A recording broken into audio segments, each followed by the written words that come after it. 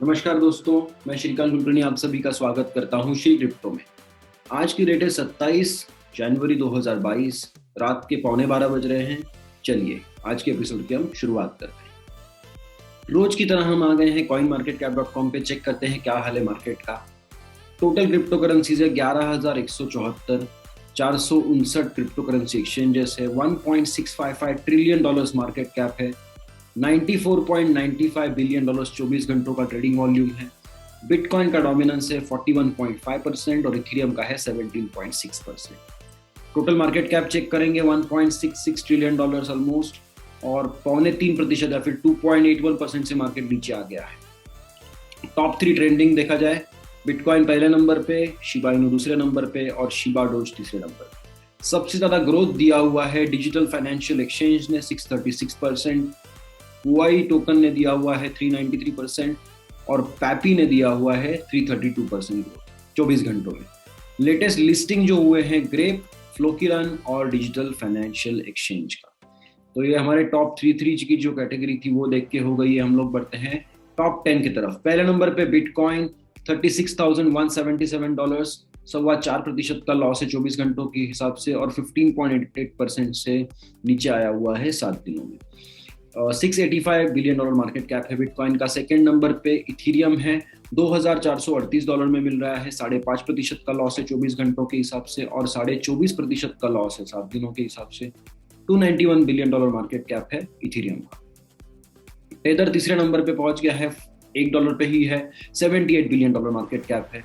चौथे नंबर पे BNB $368 में मिल रहा है। 4.25% का लॉस है 24 घंटों के हिसाब से और ऑलमोस्ट 21% का लॉस है 7 दिनों के हिसाब से।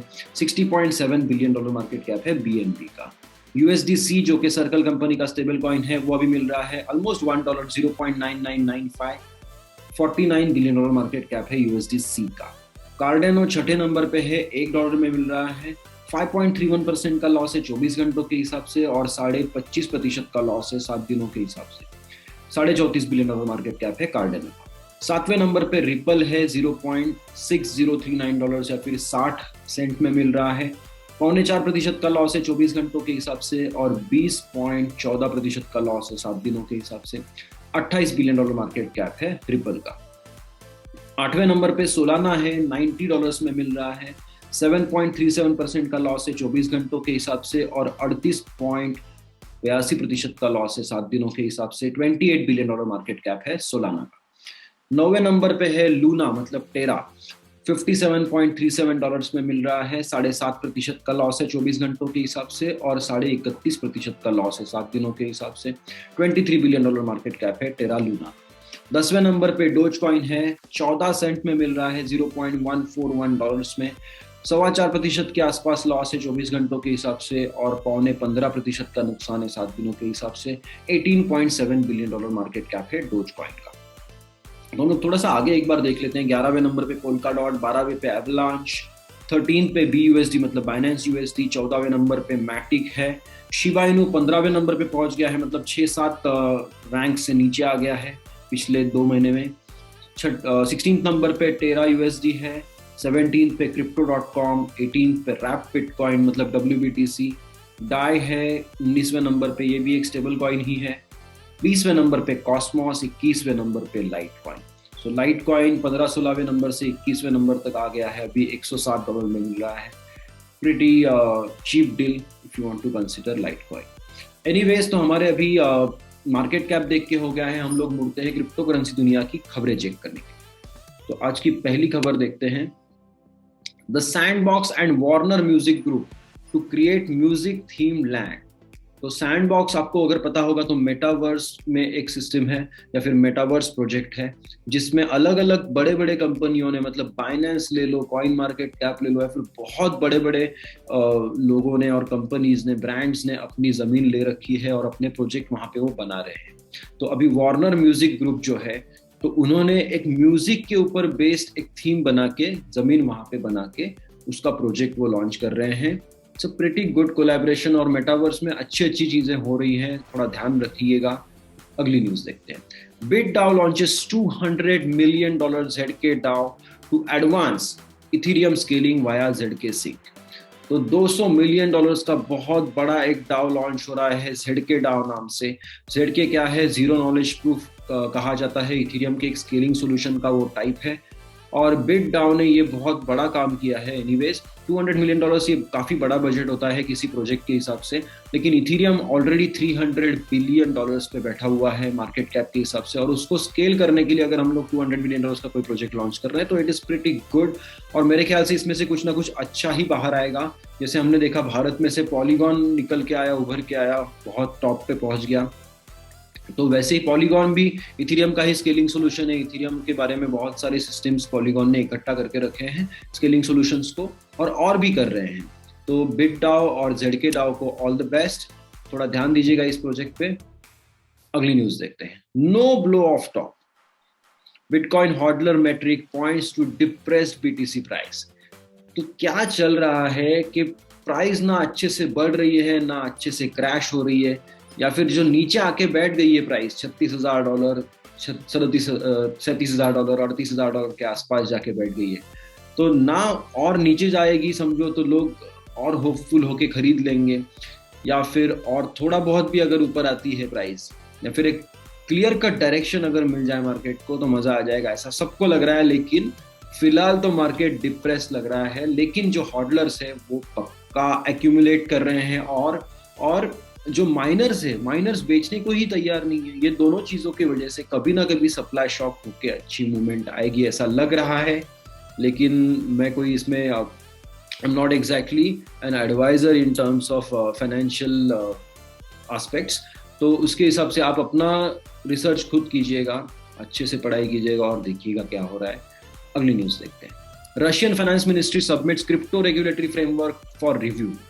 तो पहले रशियन सेंट्रल बैंक ने नाटक किया कि उसको बैन किया जाए क्रिप्टो को, और अभी फाइनेंस मिनिस्ट्री की तरफ से एक अच्छा, शायद से अच्छा प्रपोजल आया होगा।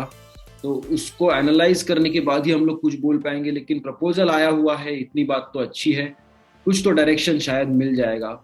अगली न्यूज देखते हैं। Amazon marketplace owners can now be bought out in crypto। तो Amazon पे अगर आपका एक छोटा मोटा कोई ब्रांड आपने बना के रखा हुआ है, मार्केट प्लेस बना के रखा हुआ है Amazon पे, तो उसको हैंडल करने वाली एलिवेट ब्रांड्स करके कंपनी है, जिन्होंने अभी क्रिप्टो करेंसीज में पेमेंट एक्सेप्ट करना शुरू कर दिया है। इन शॉर्ट, अगर आपका खुद का कोई बिजनेस चल रहा है Amazon के थ्रू, तो आपका ब्रांड अगर कोई कंपनी खरीदने के लिए आ रही है तो वो क्रिप्टो में पेमेंट कर सकती है आपको, ये ऑप्शन है। So it's a very good development। अगली न्यूज देखते हैं। Crypto exchange Epiphany going public through $530 million SPAC merger. SPAC merger मतलब क्या होता है कि नैस्डैक पे या फिर न्यूयॉर्क स्टॉक एक्सचेंज पे समझो एक कंपनी ऑलरेडी ट्रेडिंग हो रही है, अब ये एपिफिनी आएगा और एपिफिनी बोलेगा कि हम दोनों का मर्जर हो गया और इनके नए शेयर्स जो होंगे वो लिस्ट होंगे। इन शॉर्ट, ये एक शॉर्टकट है बड़े एक्सचेंजेस तक पहुंचने का। लेकिन $530 मिलियन का मर्जर हो रहा है, अच्छी न्यूज है। एपिफिनी को ऑल द बेस्ट। देखते हैं क्या होता है आगे जाके। Crypto custody firm Fireblocks raises $550 million at $8 billion valuation. तो क्रिप्टो कस्टडी फर्म मतलब क्या कि जो इंस्टीट्यूशनल इन्वेस्टर्स है या फिर कोई ऐसे इन्वेस्टर्स है कि जिनको रेगुलेशन के थ्रू जाना पड़ता है, तो इनको एक पर्टिकुलर अमाउंट के बाहर जाने के बाद या फिर एक पर्टिकुलर अमाउंट के ऊपर जाने के बाद उनको कस्टोडियल फर्म्स के पास अपने क्रिप्टो करेंसीज या फिर अपना जो कुछ है वो संभालने के लिए रखना पड़ता है। वैसे कुछ नॉर्म्स भी होते हैं रेगुलेटरी कंप्लायंसेस में। तो उस तरीके से काम करने वाली क्रिप्टो करेंसीज की कस्टोडियल फर्म है फायरब्लॉक्स, जिन्होंने अभी ऑलमोस्ट $500 मिलियन खड़े किए हैं सीरीज ई राउंड के थ्रू, और अभी उनका वैल्यूएशन $8 बिलियन का हो गया है। Very good news, all the best to them. अगली न्यूज देखते हैं क्या होगा। CoinTracker raises $100 million. तो इन्होंने भी करीब $750 मिलियन का फंडिंग रेज किया है कॉइन ट्रैकर ने। और अभी क्रिप्टो सीजन जो आ रहा है टैक्सेशन का, जो बहुत सारे लोग अभी क्रिप्टो करेंसीज में से जो भी कमाया था 2021 में, उसके ऊपर अभी वो टैक्स भरेंगे फरवरी, मार्च, अप्रैल के आसपास पूरा। रादर कुछ जगह पे फाइनेंशियल ईयर जो होता है वो 31 दिसंबर को खत्म होता है। हमारे यहाँ पे ऐसा नहीं है, लेकिन कई जगह पे ऐसा है।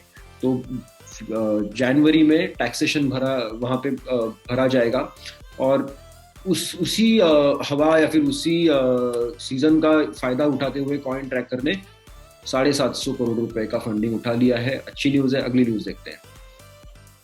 Coinbase still blue chip way to gain crypto growth exposure, Goldman says. तो गोल्डमन मतलब क्या? गोल्डमन सैक्स जो इन्वेस्टमेंट बैंक है यूएस की, उनका कहना है कि अभी भी क्रिप्टो करेंसीज में डायरेक्टली इन्वेस्टमेंट करने से अच्छा है कि आप कॉइनबेस के शेयर्स लेके रख लो, आपको क्रिप्टो करेंसीज का ऑटोमेटिकली कुछ ना कुछ फायदा होगा। तो अब ये रास्ता कितने लोग अपनाते हैं मुझे वो पता नहीं, लेकिन ये गोल्डमन सैक्स का ये कहना है। ठीक है, अगली न्यूज देखते हैं। US unveils bill giving Treasury Secretary unchecked and unilateral power to ban crypto transactions, advocate warns. तो ऐसा नया एक बिल वहां पे पेश होने वाला है। एक एडवोकेट ने ऐसा वार्निंग दिया हुआ है कि जिसमें जेनेट येलन जो है अभी फिलहाल इनकी ट्रेजरी सेक्रेटरी है यूएस की, पहले वो फेडरल रिजर्व की चेयरवुमन थी, तो इनके हाथ में अनलिमिटेड पावर मिल जाएगा अगर ये बिल लॉ बन जाता है। तो मेरे ख्याल से ऐसा कोई बिल पास नहीं हो पाएगा, लेकिन ऐसे सैडनिंग न्यूज और ऐसे पथेटिक बिल्स वगैरह आते रहेंगे। इनकी तरफ कितना ध्यान देना है ये अभी वहाँ की जनता भी देखेगी और क्रिप्टो करेंसी इन्वेस्टर्स भी सोच सकते हैं, समझ सकते हैं।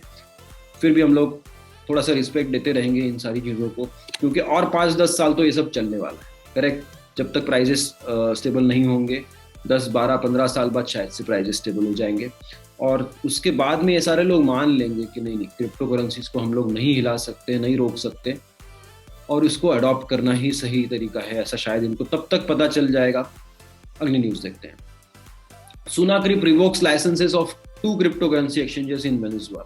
तो सुनाक्रिप क्या है? सुनाक्रिप वेनेजुएला में क्रिप्टो करेंसी का रेगुलेटर जो है उसका नाम है सुनाक्रिप। इन्होंने 2 एक्सचेंजेस के लाइसेंस रद्द कर दिए हैं कुछ दिनों के लिए। मेरे ख्याल से कंप्लायंसेस में ही कुछ ना कुछ प्रॉब्लम आया होगा। अगली न्यूज देखते हैं। Precious metals, cryptocurrencies and stock markets falter following Powell's rate hike statements. तो जेरेमी पावेल अभी फिलहाल फेडरल रिजर्व के चेयरमैन हैं, और इनकी जो FOMC federal open market committee की जो मीटिंग होती है उसके बाद में इन्होंने स्टेटमेंट दिया है कि शायद से हम लोग अभी इंटरेस्ट रेट बढ़ा देंगे तो जो डेट है या फिर जो कर्जा ले रहे हैं कंपनीज, उनको ज़्यादा इंटरेस्ट भरना पड़ेगा प्रिंसिपल पे। तो उसकी वजह से सारे मार्केट्स नीचे आ गए हैं। तो ये एक पार्ट हो सकता है, एक रीजन हो सकता है जो क्रैश हो रहा है अभी फिलहाल, फिर जो मार्केट में करेक्शन आया है उसका। ठीक है, टेस्ला's latest financial statement shows bitcoin worth $1.26 billion. तो टेस्ला ने भी अपने बिटकॉइन नहीं बेचे हैं, $1,260 मिलियन के या फिर $1.26 बिलियन का बिटकॉइन उनके स्टेटमेंट में अभी भी दिख रहे हैं। अच्छी न्यूज है। अगली न्यूज देखते हैं। Global crypto owners predicted to surpass 1 billion this year. तो इस साल 2021 में ऑलरेडी 178% का ग्रोथ हुआ है।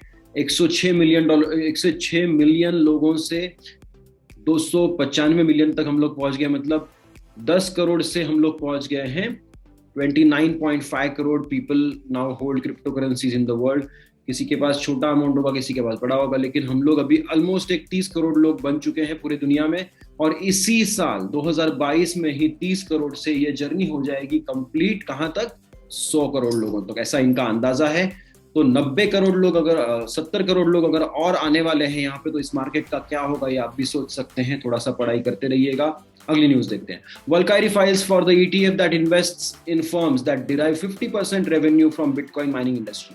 तो Valkyrie जो इन्वेस्टमेंट फर्म है, उन्होंने अभी एक नए एक्सचेंज ट्रेडेड फंड के लिए एप्लीकेशन दिया है, जहां से फंड उठा के वो लोग 50% से ज्यादा जिस कंपनी का इनकम क्रिप्टो करेंसी माइनिंग से आता है वहां पे इन्वेस्ट करेंगे। So all the best to Valkyrie। Every news today was almost a good news, और ग्रोथ की तरफ मार्केट बढ़ता हुआ। आज के एपिसोड को यहीं पे हम लोग रोक सकते हैं, और रोकने से जस्ट पहले मैं एक बार कॉइन मार्केट कैप रिफ्रेश करके आपको बताता हूं कि 27 जनवरी 2022 को रात को 11:59 पे बिटकॉइन था $36,144 पे। मैं श्रीकांत कुलकर्णी आप सभी को अलविदा कहता हूं आज के एपिसोड में। कल के एपिसोड में फिर से मिलेंगे, क्रिप्टो करेंसी दुनिया की सारी खबरें चेक करेंगे और मार्केट अपडेट देखेंगे। तब तक के लिए bye the tips and hot view. Bye guys.